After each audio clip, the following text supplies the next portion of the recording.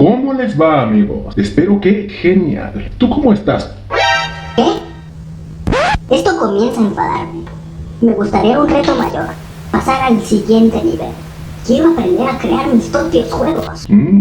Qué sabia decisión. Pero tengo entendido que es algo muy complicado, ¿no? No temas, te voy a enseñar a programar. Y no solo eso, te voy a enseñar todo lo que tienes que saber para ser un experto en software. Y si te esfuerzas, serás el mejor programador de videojuegos del mundo. ¡Genial! Quédate hasta el final del video. Vamos a darle.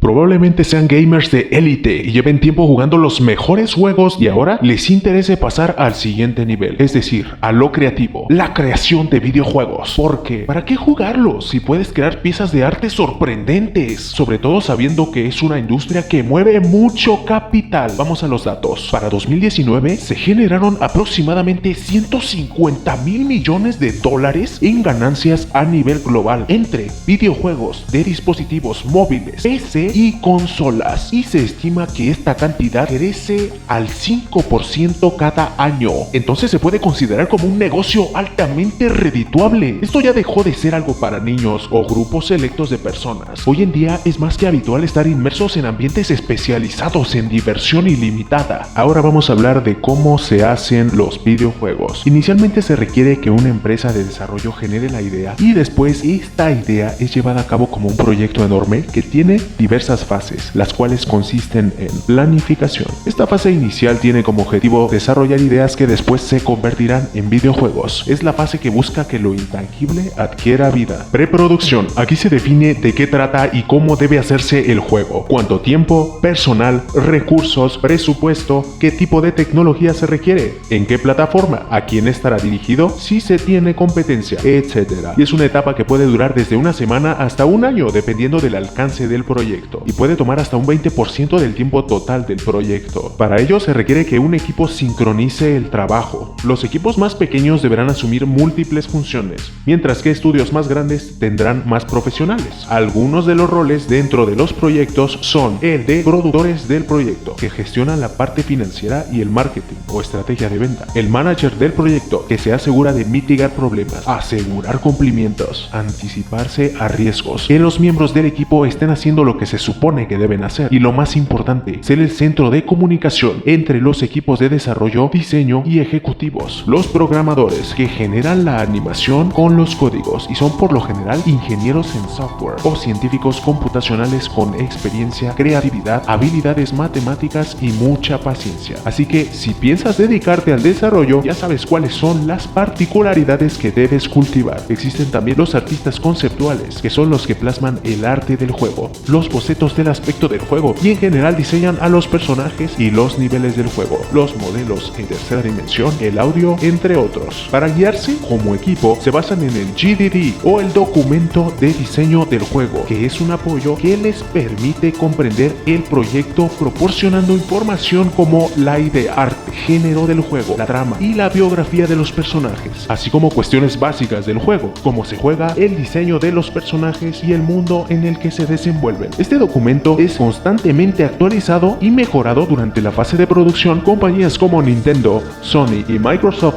entre otras, son exitosas porque ponen énfasis en esta fase y sus documentaciones son enormes. Con ello controlan y organizan sus acciones de forma excelente y logran éxito en sus desarrollos. De esta forma logran recuperar sus inversiones y superarlas. Inicialmente se desarrollan prototipos que validan el alcance del proyecto y apoyan para generar un estudio de cuestiones como la experiencia en el usuario, el tipo de jugabilidad y mecánica de la dirección del arte. Las ideas que pasarán a la siguiente fase de desarrollo. Estos prototipos son de una calidad moderada, los cuales de ser aprobados mejorarán en sus versiones finales. Producción. La etapa más larga, que puede durar de 1 a 4 años. Es donde el juego toma forma, la historia se perfecciona, se establecen los personajes, criaturas y sus aditamentos, así como el sistema de puntuación y los entornos o niveles. Se codifica para darle vida a todo lo anterior y a medida que se realiza este trabajo, el juego se prueba y se perfecciona constantemente de encontrarse alguna falla. Pre-lanzamiento y lanzamiento. En estas fases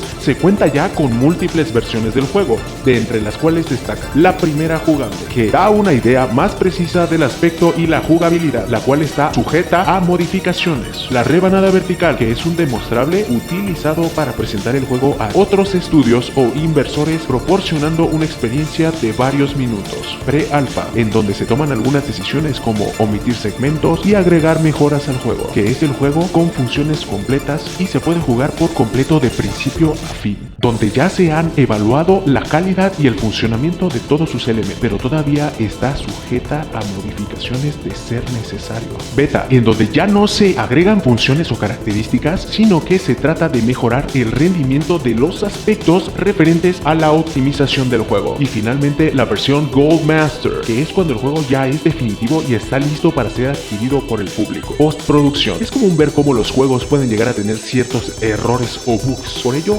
existe la fase de postproducción, en donde el proceso de desarrollo del juego continúa para la corrección de los errores y la creación de parches o creación de contenido adicional o descargable, donde el documento se almacena y ciertos miembros del equipo continuarán para estos objetivos y con los de crear secuelas o próximos proyectos. Ahora sabemos que hacer un juego como Fortnite representa un gran trabajo en equipo. Vamos a detallar la parte de programación. ¿En dónde se hacen los videojuegos? Se hacen con un motor gráfico. Un motor gráfico es un software que utilizan los programas de aplicación para dibujar gráficos en las pantallas de las computadoras. Un motor de juego es un tipo de motor gráfico en forma de entorno de desarrollo de software diseñado para videojuegos, el cual renderiza gráficos 2D o 3D, sonidos, secuencias de comandos, animación, inteligencia artificial, etc. Y sirve para agilizar y economizar el proceso del desarrollo del juego. Vamos a ver algunos juegos populares y en qué motor fueron efectuados. Free Fire, al igual que League of Legends, fueron hechos en Unity. Fortnite fue hecho en Unreal Engine 4. GTA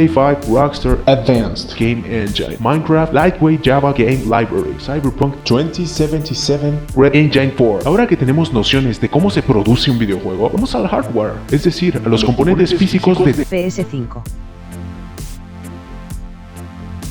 Módulo magnético. Tumbador piezoeléctrico, batería de 3 voltios, punta de entrada de energía, procesador de 8 núcleos, controlador de SSD, memoria SD-RAM, memorias flash BICS, controlador de entradas y salidas, memoria flash de 16 MB, redriver HDMI, redriver USB tipo C, interruptor de potencia, controlador PWM de 16 fases, administrador de potencia, controladores síncronos, convertidor de paso. Módulo y antena Wi-Fi. Ranura de expansión de SSD, GDDR6 RAM de 2 GB. Protectores contra descargas electroestáticas, condensadores de filtrado de voltaje, administrador de potencia, convertidor de paso. Xbox Series X.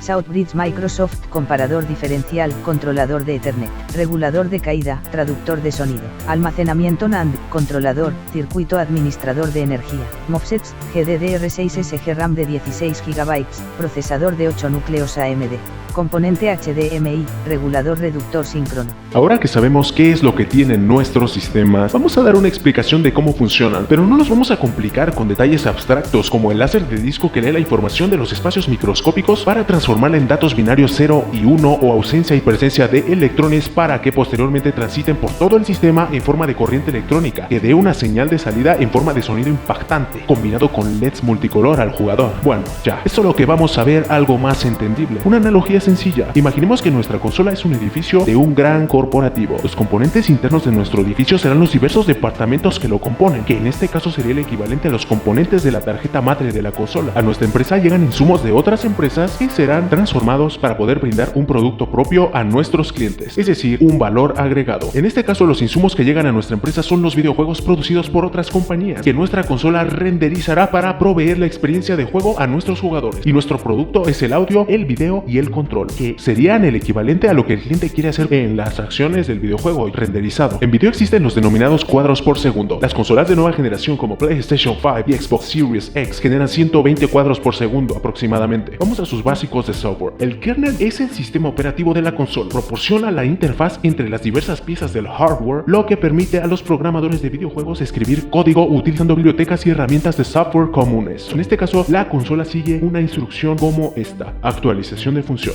dibujar algo, actualizar cuadro de motor gráfico, fin. Pero los videojuegos son más que solo gráficos, entonces se considera el siguiente escenario, que es un poco más complejo pero exacto. Actualización de función, manejo de las entradas, actualización del entorno, render, fin. Por regla general, los videojuegos responden a la sentencia de eso va a pasar si haces esto. Es decir, como el juego ya está programado, lo que va a ocurrir ya está por suceder, solo hace falta que haga cierta acción para que suceda. Y cuando el jugador genera esa acción, el programa responderá con una derivación preestablecida. Esto depende de las sentencias específicas colocadas con el lenguaje de programación en el que el juego esté escrito. En este caso, Free Fire fue escrito con Python, League of Legends y Fortnite C++, GTA 5 C++, C#, Minecraft Java, Cyberpunk C++ y un lenguaje de secuencias de comandos personalizado propio de Red Engine. Estén pendientes de próximos videos en donde detallaremos qué son y en qué consisten los diversos lenguajes de programación. Vamos a pasar de la teoría a la práctica explicando a detalle cómo programar videojuegos, tener resultados tangibles y geniales. No se vayan sin antes decirnos cuál es su videojuego favorito, cuál es su motor gráfico favorito, cuál es su lenguaje de programación favorito. ¿Ya han hecho juegos? ¿Cuáles y dónde los podemos descargar para jugarlos? ¿Tienen colección de consolas? ¿Aporten gamers? Crea tus propios juegos.